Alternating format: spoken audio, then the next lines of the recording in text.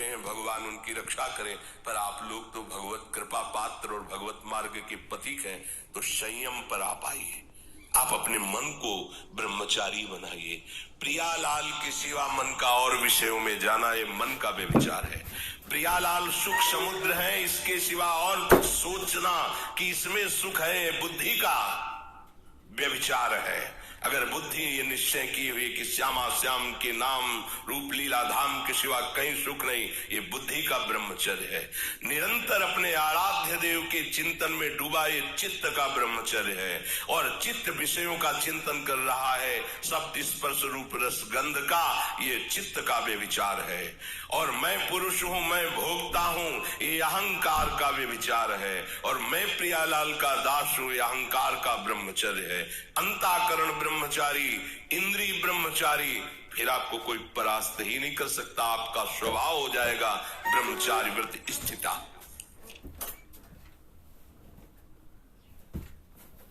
पहले मेरे बाल बहुत झड़ते थे क्योंकि मुझे डेली ऑफिस ट्रैवल करना पड़ता था। पॉल्यूशन, ये सब रीजन की वजह से मेरे हेयर की हेल्थ बहुत खराब हो चुकी थी। फिर मेरे फ्रेंड ने मुझे ओजीवा का बायोटिन सजेस्ट किया। इसे मैं दिन में 2 बार कंज्यूम करता हूँ और देखते ही देखते कुछ महीनों में एक कमाल का चेंज नोटिस हुआ। अब मेरे बाल भी बहुत घने हो चुके हैं और मेरा हेयर फॉल भी बिल्कुल रिड्यूस हो चुका है।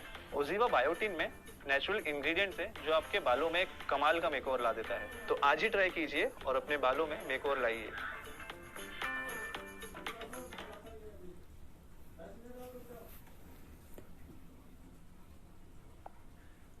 ब्रह्मचर्य रक्षा के लिए पहला तो ये निश्चय करना होगा कि आपकी वीर में महत्व बुद्धि हो जाए। जिसे आप व्यर्थ समझ रहे हैं वो बहुत बड़ी जीवनी शक्ति है। चाहे जितना आप उसको निकालते रहे, आपको सुख कभी नहीं मिलेगा, दुख बढ़ता चला जाएगा। और आप थोड़े दिन ब्रह्मचर्य रह के देखिए, जब आप ऐसी क्रियाओं से युक्त होने के बाद ब्रह्मचर्य रहेंगे तो कुछ समय तक आप बिल्कुल ब्रह्मचर्य नहीं रह पाएंगे। पहले समझ लीजिए, स्वाभाविक आपका वीर स्खलित होता रहेगा बिना किसी चेष्टा के, कई तरह से। अब आपको घबराना नहीं, पर कोई क्रिया नहीं करनी है और संयम से रहना है। ये जितनी बातें पीछे कही गई कि ये नहीं देखना, ये नहीं सुनना, कुछ दिन बाद आप देखोगे कि आपका ब्रह्मचर्य रुकने लगा है, लंबा अंतराय करने लगा है। ऐसे भी उपासक है जिनको 10-10 वर्ष हो जाते हैं, स्वप्न दोष नहीं होता। 10-10 वर्ष स्वप्न दोष ही नहीं होता। कभी ऐसी कोई विषम परिस्थिति, औषधि आदि का प्रभाव, कुप्रभाव, वो बात अलग की है। क्यों? जब तक आप उसे रास्ता नहीं देंगे तब तक वो निकलेगा नहीं।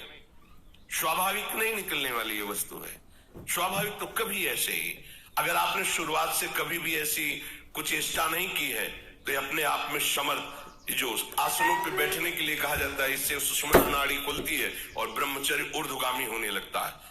ऊर्ध्वगामी ब्रह्मचारी साक्षात भगवत स्वरूप हो जाता है, उसे ज्यादा प्रयास करना नहीं पड़ता है।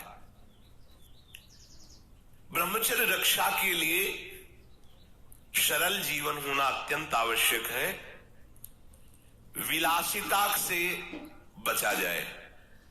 ऐसे सुगंधित तेल लगाना, फुसफुस डाल के चलना, श्री जी का प्रसादी इत्र मिले तो ठीक है, नहीं होता नहीं खुशबू है। अरे दुर्गंध इससे नहीं ढकेगी, तुम्हारी फुसफुस से। तुम्हारी वासना ही दुर्गंध है। वासना को हटाओ और उपासना को बैठा लो, तुम्हारी सुगंध से संपूर्ण देश पवित्र हो जाए। सतरति सतरति सा लोकांतर। तुम स्त्री पुरुष नहीं हो, भगवान के निज अंश हो, समझो। सच्चिदानंद प्रभु के अंश होकर देह राग में कैसे तुम भ्रष्ट होते जा रहे हो। जिसे ब्रह्मचर्य रहना, उसे नित्य सत्संग सुनना चाहिए। सत्संग ही एक ऐसा है जो तुम्हें उठा सकता है।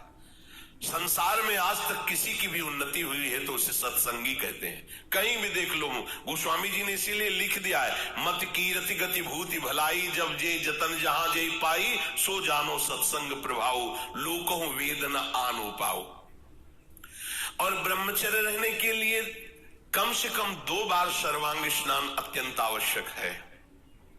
अगर आप सोच कई बार जाते हैं, कोई ऐसी परिस्थिति आ जाती है तो कमर से स्नान कीजिए, पर 2 बार तो स्नान होना ही चाहिए आपके शरीर का। उससे ब्रह्मचर्य को सहायता मिलती, शरीर की गर्मी नष्ट होती है और हमारे भाव में भी पवित्रता आती है।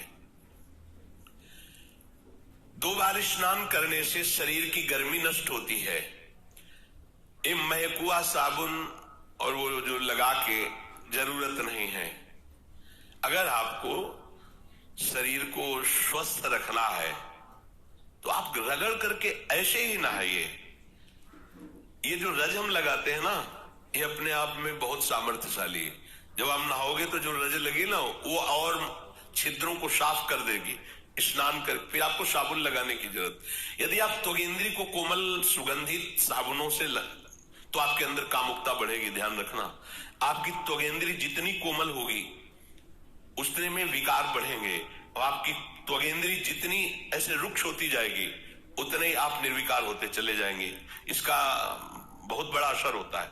कोमल कोमल वस्त्र, कोमल ऐसे त्वगेंद्री बना लेना, ये परमार्थ के लिए ठीक बात नहीं है। इसीलिए सीधे रज लगाओ, सीधे मोटे जो भी कपड़े जैसे मिले उनसे शरीर को ढको, और भगवत मार्ग में चलना है। ये उद्देश्य नहीं होगा तो ब्रह्मचर्य रह ही नहीं सकते हैं।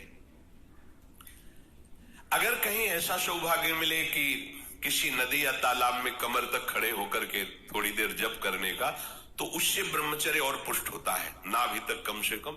लेकिन अगर ऐसा ना हो तो आप स्नान में सबसे पहले नाभि में ही जल डाला जाता है ब्रह्मचारी के लिए। ये विधान कि ठंडा जल से नाभि आदि से डाल करके। आपके कपड़े भले महंगे ना हो पर स्वच्छ होने चाहिए, पवित्र होने चाहिए।